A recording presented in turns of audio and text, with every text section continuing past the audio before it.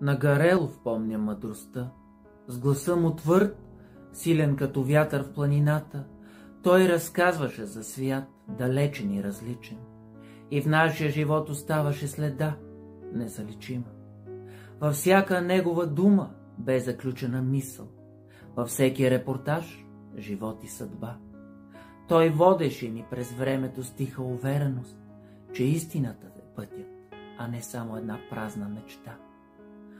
Но лека по лека си отиват хората от моето детство и от младите години.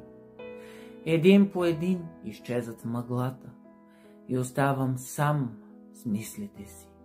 Колко бързо минаха тези дни и времена. Аз остарявам, всеки изгубен приятел, всяка тъжна вест за поредната звезда, изчезнала от нашата хубава земя. И осъзнавам, че времето не спира, че аз вървя напред към безкрайността. И Гарелов, сега вече отлетял, се присъединява към тези, които си отидаха от тази земя.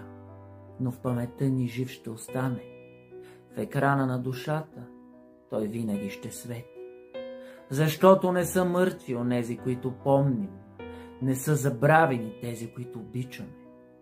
И всеки път, когато говорим за тях, вече не са далеч, а част от нас.